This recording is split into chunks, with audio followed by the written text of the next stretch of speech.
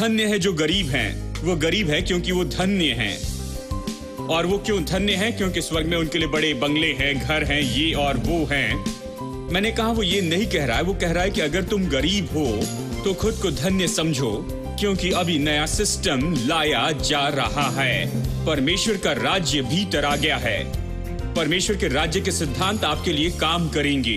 ये आपको गरीबी से संपन्नता में लेकर जाएंगे।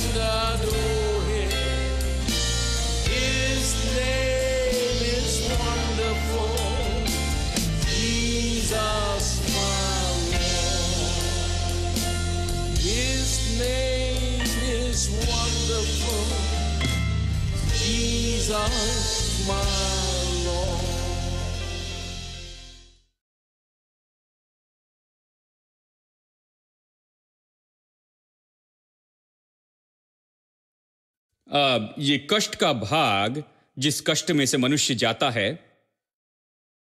इस जीवन में, इसका संबंध तो उस ज्ञान से है जो कि मनुष्य पतन के बाद में पाता है। इस कष्ट का संबंध तो उस ज्ञान से है जो मनुष्य पतन के बाद में पाया है। अब देखिए उत्पत्ति अध्याय 2 में यहां से कुछ दिखाता हूं। ये कष्ट के लिए सबसे बड़ा स्रोत तो बस यही है। अध्याय 2 वचन 16 और 17। और यहोवा परमेश्वर ने आदम को यह आज्ञा दी, तू वाटिका के सब वृक्षों का फल बिना खटके खा सकता है, पर भले या बुरे के ज्ञान का जो वृक्ष है उसका फल तू कभी न खाना, क्योंकि जिस दिन तू उसका फल खाएगा उसी दिन अवश्य मर जाएगा। वो कहता है भले या बुरे के ज्ञान के पेड़ का फल जो है उसे मत खाना, बाकी सब खा सकते हो, लेकिन इस पेड़ का फल नहीं, भले और बुरे के ज्ञान का पेड़। यहां पर ज्ञान शब्द इसके अनुवाद में, इसका अनुवाद इस तरह से किया गया, ये ज्ञान जो पाया गया है ज्ञानेंद्रियों के प्रयास के द्वारा, यानी ये ज्ञानेंद्रियों का ज्ञान है। देखिए दो तरह के ज्ञान है, एक है समझ का ज्ञान और दूसरा है प्रकाशन का ज्ञान। प्रकाशन का ज्ञान, देखिए प्रकाशन का ज्ञान है जहां परमेश्वर आप पर कुछ प्रकट करता है, सब कुछ दिखाता है, आपसे बातें करता है। देखिए मनुष्य ऐसे ही जी रहा था, मनुष्य समझ के ज्ञान से नहीं जिया, वो प्रकाशन के ज्ञान से जिया। परमेश्वर आता था, उसे बताता था क्या करना है क्या नहीं करना है, स्पष्ट निर्देश देता था। मनुष्य प्रकाशन के ज्ञान के साथ में जीता था। लेकिन जब उसने पाप किया तो क्या हुआ, वो प्रकाशन के ज्ञान से नीचे आया। प्रकाशन का ज्ञान जीने का सबसे अच्छा तरीका था, अब ज्ञानेंद्रियों के ज्ञान में आ गया। इसका मतलब वो अभी अपने 5 ज्ञानेंद्रियों के अनुसार जीता है। जो कुछ उसने देखा, जो उसने सुना, जो कुछ उसने स्वाद लिया है और जो सुना है, इसने उसके ज्ञान को निश्चित किया। यह उसके ज्ञान का स्रोत रहा है। समझ का ज्ञान अभी उसके ज्ञान का एकमात्र स्रोत हो गया। अब इसका क्या मतलब है? इसका मतलब है अब सब कुछ इसी के ऊपर में आधारित था कि कोशिश करके देखें, गलतियां करते जाएं। विज्ञान इसी पर तो आधारित है। विज्ञान बहुत अच्छा है, लेकिन हम पतन के संसार में जीते हैं। यानी विज्ञान तो आधारित है कोशिश करके गलती करने में। अगर कोई आविष्कार करता है, हजारों बार उन्होंने कोशिश की, इस तरीके से उस तरीके से, संभवतः हजार तरीके से, अंत में उन्होंने कुछ आविष्कार किया। बहुत सी कोशिश और असफलता के बाद उन्होंने यहां किसी चीज का आविष्कार किया, किसी सच्चाई का या कोई खोज की है। ठीक है, विज्ञान में कोशिश करके असफल होना सामान्य बात है, लेकिन परमेश्वर में कोई कोशिश करके गलती करना नहीं। परमेश्वर सटीक ज्ञान के साथ व्यवहार करता है। स्वर्ग में कोई ऐसे कोशिश करके असफल होना नहीं। वो सटीक ज्ञान से व्यवहार करता है। जब वो अपना ज्ञान हमें देता है, ये कोशिश करके गलती करना नहीं, ये तो पूरी तरह से सटीक ज्ञान है। हेलो जब परमेश्वर ने मनुष्य से कहा कि फलवंत हो, बहुगुणित हो, पृथ्वी को भर दो,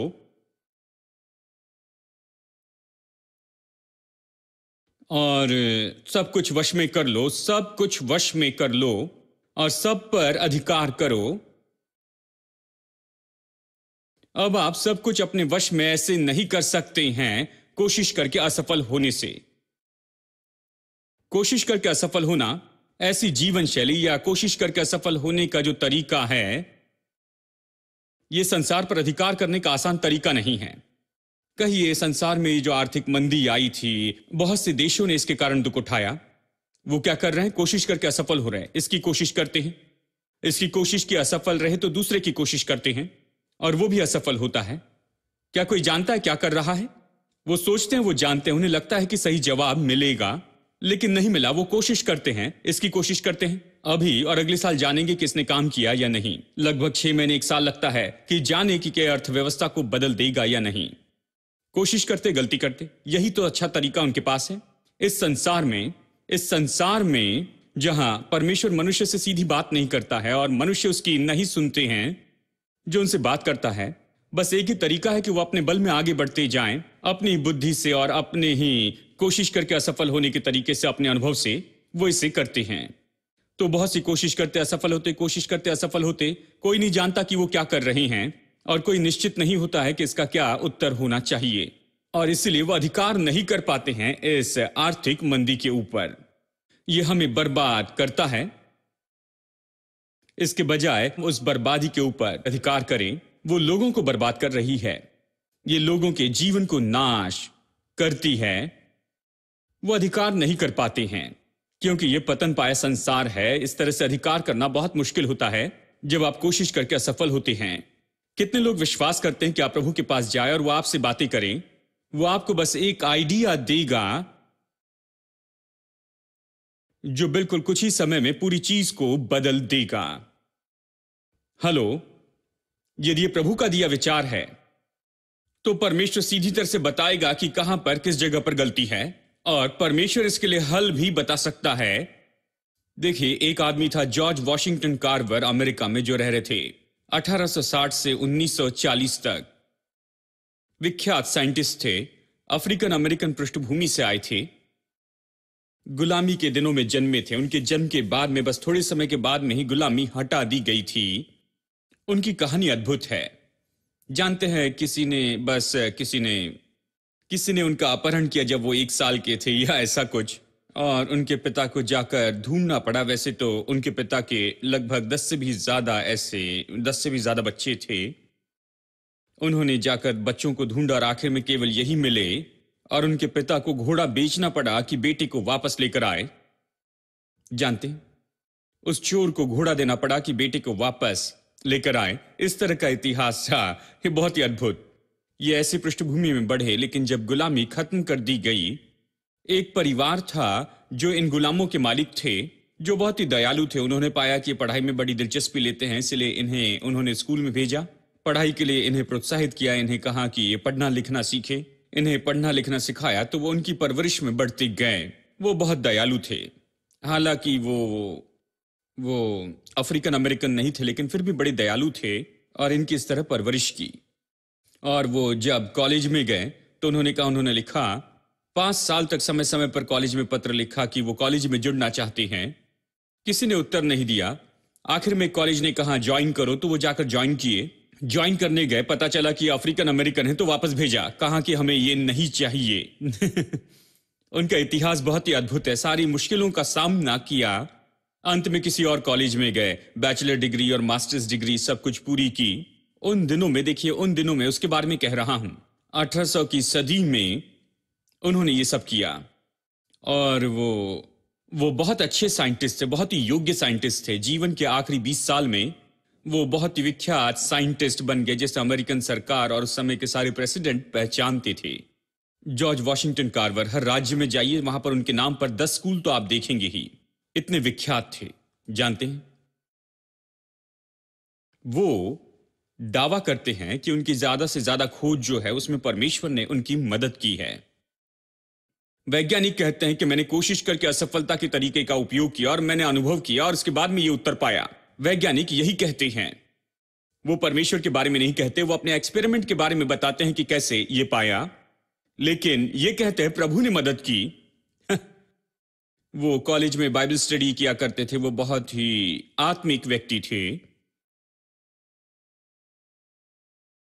वो कहते हैं कि वो लेबोरेटरी में जाते कई बार और वो किसी समस्या को देखते और नहीं जानते कि इसके साथ में क्या करें, तो फिर वो बस वहां पर बैठकर प्रार्थना करते और कहते हैं कि अचानक वहां पर उनके सामने एक पर्दा खुल जाता था और प्रभु दिखाता था, उन्हें विचार देता।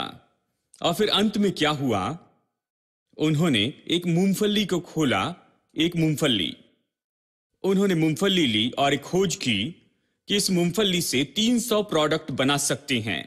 फेशियल क्रीम से लेकर बच्चों के लिखने के लिए क्रेयॉन्स भी, 300 प्रोडक्ट, बहुत से प्रोडक्ट आज भी बनाई जा रही हैं क्योंकि उन्होंने खोजा है। अभी भी उन्हें रॉयल्टी मिलती है। देखिए, एक मूंगफली से 300 प्रोडक्ट्स। हेलो। मैं विश्वास करता हूं प्रभु ने उनकी मदद की। कई बार उन्हें सही साधन नहीं दिए जाते थे और कई बार उनके पास में सही साधन नहीं होते थे। ये सब, बहुत से लोग उनके विरुद्ध में थे, उनसे जलन रखते थे और उस समय इन्हें कॉलेज में 2 कमरे दिए जाते थे, जबकि बाकी सारे प्रोफेसर्स को रूम शेयर करना पड़ता था। इन्हें ज्यादा तनख्वाह देकर 2 कमरे दिए गए और सभी इनका इनकार करते थे, इनसे नफरत करते थे कि इस व्यक्ति को इतना ज्यादा महत्व दिया जा रहा है। ऐसा लगता था कि हेनरी फोर्ड इन्हें नौकरी देना चाहते थे, मिशिगन ले जाना चाहते थे, टस्की अलाबामा से, जहां पर ये रहते थे, और उस समय 6 आंकड़े की तनख्वाह देनी चाहिए और इसने एक बार से भी ज्यादा उसका इनकार किया क्योंकि डियरबर्न मिशिगन उनका काम नहीं था और वो टस्की अलाबामा में ही रहना चाहते थे। 40 साल से भी ज्यादा समय मुश्किलों का सामना करते हुए सिखाया और सच में ऐसे नाम और शोहरत पाई जो दूसरे किसी ने नहीं पाई थी। मुख्य बात है कि उन्होंने कहा प्रभु ने मदद की। ऐसा पढ़ा लिखा व्यक्ति, इतना विद्वान व्यक्ति, ये ऐसे कहे मैं वैज्ञानिक हूं, प्रभु ने मेरी मदद की कि ये सारी आविष्कार करूं, ये अद्भुत है। वो बिना शर्म से कह रहे थे कि परमेश्वर ने मेरी मदद की है। और मैं आज आपसे कहता हूं मेरे दोस्तों, यही तो परमेश्वर चाहता था कि सारी बातें बिल्कुल इसी तरह से हो। परमेश्वर हर मनुष्य की मदद करना चाहता है, वो आपसे बातें करना चाहता है। परमेश्वर आपको कर्जे से बाहर निकलने का मार्ग दिखाना चाहता है। प्रभु मार्ग दिखाना चाहता है कि व्यापार में कैसे सफल हो जाए। परमेश्वर आपको मार्ग दिखाना चाहता है कि आप परिवार की समस्या को हल कर सके। परमेश्वर मार्ग दिखाना चाहता है कि कैसे जीवन में विजयी हो जाए। शायद आप बार बार असफल रहे हैं, प्रभु मार्ग दिखाना चाहता है, पर हम उसके पास जाना नहीं चाहते। हम सोचते प्रभु और व्यापार एक साथ नहीं चलता। जैसे किसी ने मेरी ओर देखकर कहा, ये पास्टर, इन्हें छोड़ दो, इन्हें व्यापार नहीं आता। जानते हैं, और मैं हर समय बिजनेस के बारे में कहता हूं। वो सोचते हैं पास्टर को बिजनेस पता नहीं, वो इतने आत्मिक है, स्वर्गीय हैं, हमेशा स्वर्ग में उड़ते रहते हैं। खैर, मैं तो नहीं। मैं परमेश्वर के व्यापार के सिद्धांतों में दिलचस्पी लेता हूं। अगर आप बस परमेश्वर की सुने, वो आपको उठाकर लाएगा, नीचे वाले गड्ढे से उठाकर ऊंचाई पर बैठाएगा, जीवन में सबसे ऊंचाई पर। वो आपके संग होगा। परमेश्वर आपको कुछ बनाएगा। देखिए,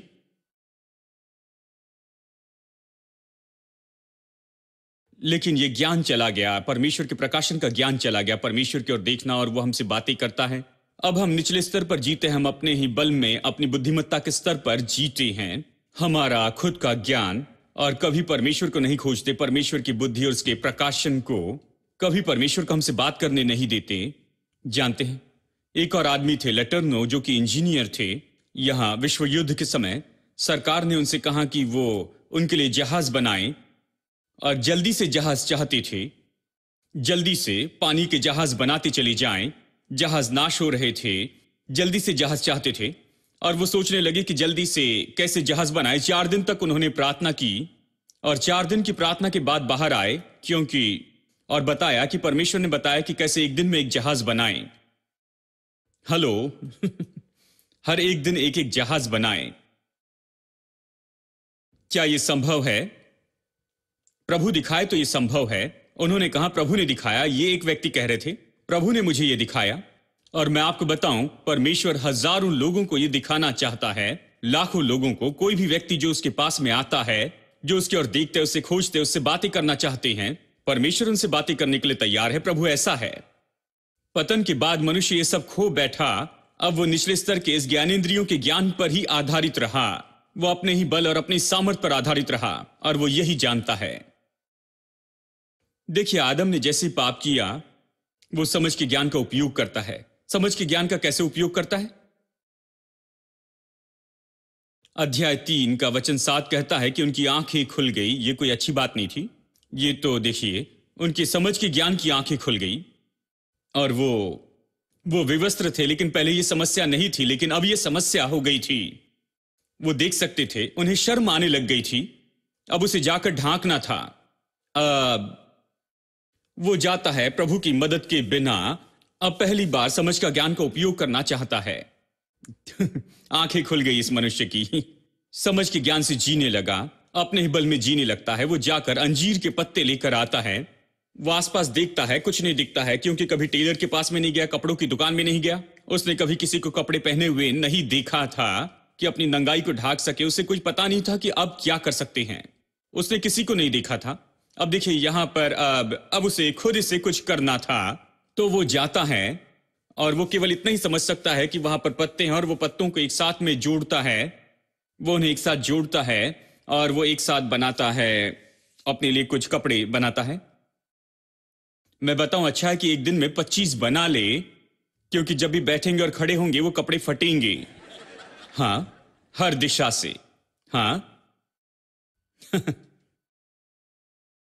और परमेश्वर ने इस बुरी दशा को देखा। जब उसने आकर ये पाया, उसने कहा कि ये क्या है। उसने कहा देखो, हम तो नंगे थे, और इसलिए मैंने सोचा ये बना ले। तो परमेश्वर ने कहा तुमने ये क्या बनाया है? देखो, तुम्हारे समझ के ज्ञान ने तुम्हारे लिए यही कहा। उसने कहा यहां आओ, और उसने चमड़े के अंगरखेप बनाए। अब देखिए, लेदर जैकेट और लेदर पैंट्स और लेदर की चीजें इस अमेरिकन ने नहीं बनाया है। हमारे परमेश्वर ने उत्पत्ति 2 में नहीं 3 में उसने ये बनाया।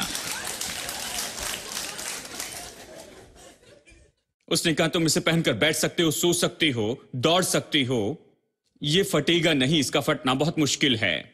ये काम करेगा, हर एक परिस्थिति में काम करेगा। हाँ, समझ के ज्ञान को देखिए, वो कितना दूर ले जाएगा। ज्यादा दूर नहीं ले जाएगा। किस हद तक समस्या को हल कर सकता है? ज्यादा समस्या हल नहीं कर सकता। क्या आपको अंजीर के पत्ते के कपड़े चाहिए? यदि प्रभु मदद नहीं करता तो हम अंजीर के पत्तों के कपड़े में ही फंसे रहते। मुझे पता है, चमड़े के कपड़े पहनने के बाद में उसने कोई आइडिया पाया होगा, ठीक है अभी हम कुछ कर सकते हैं, और भी चीजें बना सकते हैं। अभी बहुत सी ऐसी बातें हैं जो अभी हमारे पास है। लेकिन मनुष्य के विचार उसे ज्यादा दूर नहीं ले जाते, लेकिन परमेश्वर के विचार सफलता की ओर लेकर आएंगे। ठीक है, देखिए, इसलिए यीशु ने कहा कि इसकी चिंता न करना कि तुम क्या खाओगे और तुम क्या पियोगे या फिर तुम क्या पहनोगे। मनुष्य यही तो सोचता है, उसकी बस यही सोच है। वो कहता है, देखिए इंग्लिश में अच्छे से ये कहा गया है, कोई विचार न लेना। अब देखिए, कोई विचार न लेने का मतलब ये नहीं कि आपके पास कोई विचार नहीं कि आप क्या खाएंगे और क्या पिएंगे। जैसे एक बहन ने कहा, मेरे पति घर में आते हैं, कभी कोई पैसा नहीं देते, और आकर डाइनिंग टेबल पर बैठते हैं, अपेक्षा करते हैं कि उनके लिए खाना परोसा जाए। मैं चिकन करी और सब कुछ लेकर आती हूं, उनके सामने रखती हूं, और वो खाते और कभी नहीं पूछते ये कहां से आया है। मुझे पता है कोई विचार न लेना इस विचार में है, कोई विचार नहीं लेना। इसे पत्नी पर छोड़ दो, वो जाए और इसे कहीं से ढूंढ के लेकर आए। कोई विचार नहीं करना। वो इस तरह के विचार नहीं करने पर नहीं कहता है, वो कहता है कोई चिंता के विचार नहीं लेना। देखिए यहां पर यीशु यही तो कहता है, तुम चिंता के विचार नहीं लेना, क्योंकि चिंता के विचार चिंता है और चिंता से डर आता है और डर विश्वास के विरुद्ध में काम करता है। डर अच्छा नहीं है। देखिए कहता है अन्य जाति इसी की खोज में रहते हैं, लेकिन तुम्हारा स्वर्गीय पिता जानता है कि तुम्हें इसकी जरूरत है। इसकी चिंता मत करो। तुम्हारा स्वर्गीय पिता है। जो परमेश्वर को नहीं जानते उनके पास कोई नहीं, लेकिन तुम्हारा स्वर्गीय पिता है। तो पहले परमेश्वर के राज्य और उसकी धार्मिकता को खोजो। बहुत से लोग नहीं जानते परमेश्वर का राज्य। जब भी प्रभु का राज्य कहे तो स्वर्ग के बारे में सोचते हैं। देखिए लूका 6:20 में हमें बताया गया, धन्य है वे जो गरीब हैं, क्योंकि परमेश्वर का राज्य ऐसो ही का है। तो हमें बताया गया कि अगर हम गरीब हैं तो तुम धन्य हो, क्योंकि स्वर्ग में तुम्हारे लिए बड़े बड़े बंगले हैं, सोने की सड़कें हैं और तुम वहां पर जाकर रहोगे।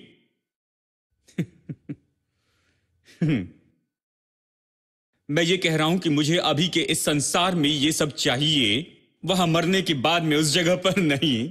अब सब कुछ बुरा है, अभी मुझे इसकी जरूरत है, मुझे अभी चाहिए। देखिए मरने के बाद में नहीं। वो कहते हैं खैर भाई ये कहां गया है, धन्य है जो गरीब हैं। वो गरीब है क्योंकि वो धन्य हैं।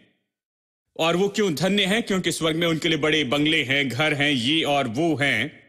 मैंने कहा वो ये नहीं कह रहा है, वो कह रहा है कि अगर तुम गरीब हो तो खुद को धन्य समझो, क्योंकि अभी नया सिस्टम लाया जा रहा है। परमेश्वर का राज्य भीतर आ गया है। परमेश्वर के राज्य के सिद्धांत आपके लिए काम करेंगे। ये आपको गरीबी से संपन्नता में लेकर जाएंगे। ये आपकी गरीबी से आपको छुटकारा देंगे। तो अगर आप गरीब हैं तो खुद को धन्य समझिए, क्योंकि परमेश्वर का राज्य और उसके सिद्धांत आपके हैं। आप उसमें काम कर सकते हैं जैसे कोई दूसरे उसमें काम करते हैं। यह आपके लिए काम करेगा, किसी भी समय, किसी भी दिन और किसी भी जगह पर यह काम करेगा। हां, कल्पना कीजिए गरीबों से कहते हैं चिंता ना करो, तुम गरीब हो, तुम धन्य हो, स्वर्ग में मिलेगा। मतलब उन दिनों में लोगों ने इसके बारे में नहीं सोचा। उन्होंने पास्टर को धन्यवाद कहा, पास्टर प्रेज द लॉर्ड, कम से कम स्वर्ग में सब कुछ मिलेगा।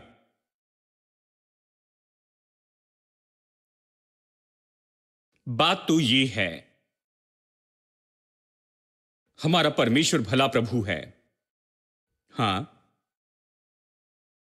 आज हम श्राप में नहीं रह रहे हैं, हम आशीष में रह रहे हैं। बाइबल कहती है मसीह ने हमें व्यवस्था के श्राप से छुड़ाया है। जब वो कलवरी के क्रूस पर हमारे लिए चढ़ाया गया, उसने हमें व्यवस्था के श्राप से छुड़ाया है और हमें आजाद किया व्यवस्था के श्राप से। और एक श्राप तो आर्थिक श्राप है। हम अभी श्राप में नहीं जीते हैं, हम आशीष में जीते जाते हैं। अगर आप अभी भी जी रहे हैं, सोच रहे हैं कि आप क्या खाएंगे, क्या पिएंगे, क्या पहनेंगे, तो आप इस चिंता को दूर कर दीजिए दोस्तों। आप 24 घंटे इस तरह की चिंता में न जिए, क्योंकि आप इस तरह से उन चीजों की सेवा करते रहेंगे। आप चीजों के लिए जिएंगे, हमेशा चीजों की ओर ध्यान देते रहेंगे, प्रभु की सेवा नहीं करेंगे। प्रभु की सेवा करना शुरू कर दे, प्रभु के राज्य और उसकी धार्मिकता को खोजना शुरू कर दे, और ये सारी चीजें आपको दे दी जाएगी। आमीन। You have given me the oil of gladness, the garment of praise instead of mourning.